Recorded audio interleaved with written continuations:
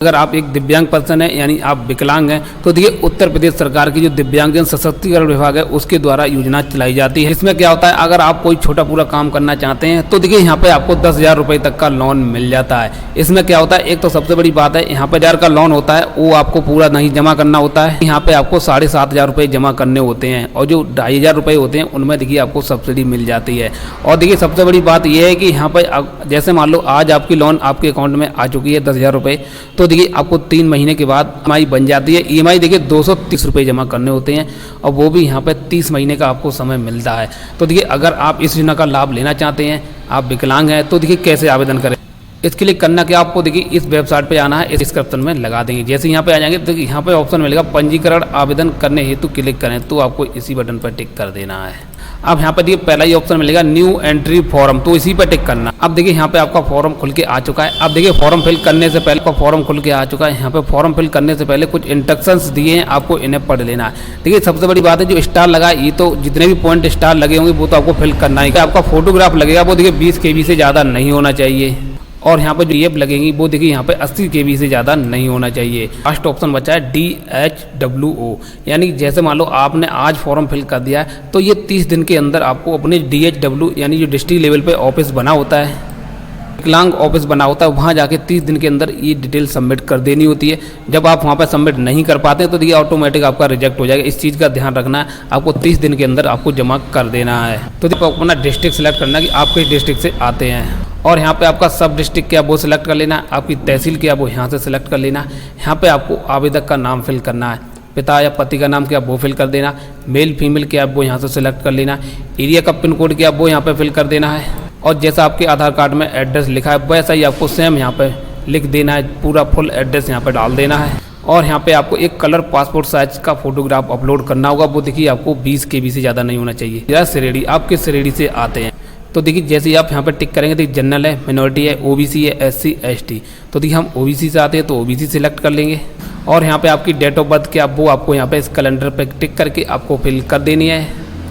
Date of birth के हिसाब से आपकी एज कितनी हो रही है वो आपको यहाँ पे फिल कर देनी है।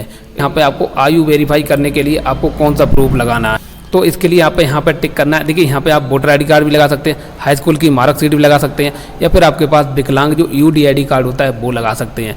तो देखिए अगर वोटर ID कार्ड है वोटर नहीं तो आपके पास UDID कार्ड जरूर होगा, वो आपको सेलेक्ट कर लेना है और वही UDID कार्ड आपको मैक्सिमम 80 KB में यहाँ पे PDF में अपलोड कर देना और उसका जो UDID कार्ड का नंबर होता है वो आपको यहाँ पे फिल कर देना है। अब यहाँ पे पूछ रहा है अपलोड पहचान पत्र, पहचान प्रूफ में भी आप अपना UDID कार्ड भी लगा सकते हैं। यहाँ पे आपको अपना मोबाइल नंबर फिल कर देना है, देखिए आपका चालू होना चाहिए ये नंबर। यहाँ पे आपको अपनी बैंक डिटेल देनी होगी, देखिए यहाँ पे लिखा है बैंक, अपनी बैंक सिलेक्ट करने लिए कि आपको यहाँ पे कौन कौन सी बैंक हैं, यानी आप किस बैंक अकाउंट का, आपके सामने इतनी सारी बैंकें आ जाएंगी तो आपकी कौन सी बैंक है यहाँ पे आपको सिलेक्ट कर लेना है। तो देखिए इनकी आर्यावर्त बैंक है तो यहाँ पे आर्यावर्त सेलेक्ट कर लेंगे।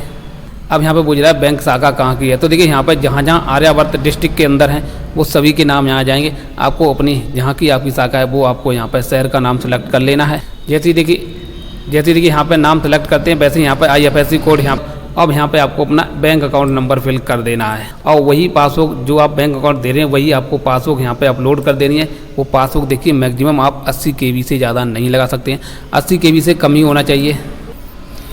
अब देखिए यहाँ पे आपको आय का विवरण देना होगा, तो देखिए सबसे पहले यहाँ पे आपको डालनी है कितनी आपकी जो इनकम सर्टिफिकेट पे आय लिखी है वो आपको यहाँ पे फिल कर आय का विवरण देना होगा। देखिए आपकी जो इनकम सर्टिफिकेट आय कितनी लिखी है वो यहाँ पे फिल कर देना है और उसका जो देखिए प्रमाण क्रमांक होता है वो आपको यहाँ पे फिल कर देना है। अगर आपके पास BPL नंबर है, राशन कार्ड है तो इसकी डिटेल देनी है, अन्यथा छोड़ देना। देखिए यहाँ बोला दिव्यांगता विवरण, यानी आप कितने % दिव्यांग है तो यहाँ पर लिखा है दिव्यांगता का प्रकार, इस पर टिक कर देना।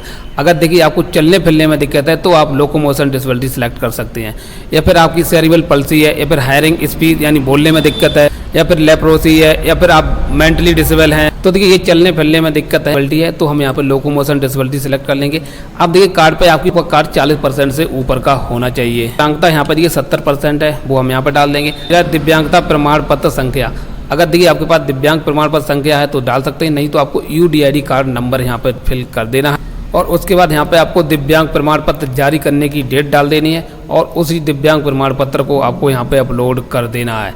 अब देखिए थोड़ा नीचे आना है, यहाँ पे लगा आवेदक का विवरण। अब देखिए यहाँ पे आवेदन का प्रकार, जैसे 2 ऑप्शन मिलेंगे, दुकान निर्माण का और दुकान संचालक। अब देखिए जैसे ही आप यहाँ पे दुकान निर्माण सेलेक्ट करते हैं तो देखिए यहाँ पे आपको अपनी ज़मीन की डिटेल देनी होगी, जहाँ पे आप अपनी दुकान स्थापित करना चाहते हैं, चलाना चाहते हैं। ये तो उन लोगों के लिए जो परमानेंट बैठ के अपनी दुकान चलाना चाहते हैं। और यहाँ पे एक दूसरा भी ऑप्शन है दुकान संचालक यानी खोखा गुमटी। जैसे ही आप यहाँ पे टिक करते हैं तो देखिए यहाँ पे सिर्फ आपको गारंटर की डिटेल मांगी जाती है। इसमें क्या होता है, आप चल फिर के अपनी सौदा बेच सकते हैं। जो ठेला होता है उस पर रख के आप इधर से उधर जाके आप सौदा अपनी बेच सकते हैं। तो देखिए ये दुकान संचालक के लिए आवेदन करेंगे तो यहाँ पर देखिए एक गारंटर का नाम लिख देंगे, उनका वोटर ID कार्ड नंबर होता है वो यहाँ पर डाल देना है, या फिर आधार कार्ड नंबर है वो डाल देना है। गारंटर का मोबाइल नंबर फिल कर देना है। खोखा गुमटी का क्षेत्रफल कितना है। अब देखिए यहाँ पे आपका खोखा या फिर गुमटी यानी जो आपका खोखा रखा है, यानी अगर आप खोखा रख के काम करना चाहते हैं तो उसका एरिया कितना है, कितने एरिया का खोखा है, या फिर आपके पास जो ठेला है वो कितने का है, उसका साइज यहाँ पे आपको क्षेत्रफल में डाल देना है। अब यहाँ पे गारंटर का जो ID कार्ड होता है, जैसे मान लो जो आपने यहाँ पे अगर वोटर ID कार्ड दिया तो वोटर ID कार्ड अपलोड करना, आधार कार्ड दिया तो आधार कार्ड यहाँ पे अपलोड कर देना है। इस टर्म को यहाँ पे एक्सेप्ट कर लेना है, इस कैप्चा को यहाँ पे फिल कर देना और यहाँ पे सेव डिटेल कर देना है। तो देखिए यहाँ पे आपका पंजीकरण संख्या देखिए जारी कर दी गई है, आपको इसे नोट करके अपने पास रख लेना है। अब देखिए आपको इसकी प्रिंट कैसे निकालनी है, तो इसके लिए करना कि आपको ऐसे आपको कॉपी कर लेना है। वापस देखिए आपको इसी पेज पे आ जाना है, यहाँ पे आपको फिर से टिक कर देना है। यहाँ पे ऑप्शन मिलेगा एडिट से फॉर्म एंड फाइनल सबमिट, तो आपको इसी पे टिक कर देना है। यहाँ पे आपको अपनी स्कीम सेलेक्ट कर लेनी है, उसके बाद आपको अपना डिस्ट्रिक्ट सेलेक्ट कर लेना है। यहाँ पे आपको जो रजिस्ट्रेशन नंबर इशू है वो डाल देना है, ये कैप्चा यहाँ डाल के आपको सर्च कर देना है। तो देखिए यहाँ पे आपका फॉर्म खुल के आ चुका है। अभी देखिए यहाँ पे लिखा हुआ है, देखिए साफ लिखा है, आपका पता है वो देखिए अभी खुला हुआ है। अगर आप इसमें किसी तरह कोई संशोधन करना चाहते हैं तो कर सकते हैं। आप जैसे ही फाइनल सबमिट कर देंगे उसके बाद यहाँ पे किसी तरह कोई संशोधन नहीं होगा।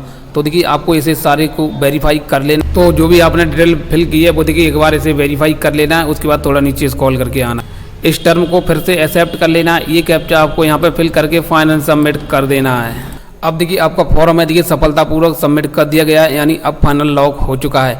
अगर आपका कोई करेक्शन रह गया है तो देखिए अब यहाँ पे आप करेक्शन नहीं कर पाएंगे, आपको फिर से वापस होम पेज पे आना। यहाँ पे आपको बटन मिल जाएगी edit form and final submit, तो आपको इसी पर टिक कर देना है। फिर से आपको स्कीम सेलेक्ट कर लेना है और यहाँ पे आपको डिस्ट्रिक्ट सेलेक्ट कर लेना है, जो रजिस्ट्रेशन नंबर इशू है वो डाल देना है, ये कैप्चा यहाँ डाल के सर्च कर देना। तो देखिए हमारे यहाँ पे फाइनल प्रिंट आ चुकी है। अब यहाँ पे हमारा रजिस्ट्रेशन नंबर मिल जाएगा, इसे आपको अपना यहाँ से प्रिंट कर लेना है। प्रिंट वाली बटन मिल जाएगी, आपको इसे प्रिंट कर लेना। इसके साथ आपको एक फ़ोटो लगाना होगा, आधार कार्ड की फ़ोटो कॉपी लगानी होगी, विकलांग कार्ड लगाना होगा, आय प्रमाण पत्र लगाना होगा, बैंक लगानी होगी, और एक आपको जो गारंटर है उनका आधार कार्ड लगा के आपको इसकी हार्ड कॉपी है वो विकलांग ऑफिस में जमा कर देनी है। जैसे ही आप जमा कर देते हैं आपका अप्रूव हो जाएगा। अप्रूव जैसे ही हो जाता है वैसे ही PFMS के द्वारा आपका पैसा आपके अकाउंट में क्रेडिट कर दिया जाएगा। तो इस तरह से आप घर बैठे आवेदन कर सकते हैं। वीडियो में जानकारी पसंद आई तो वीडियो को लाइक कर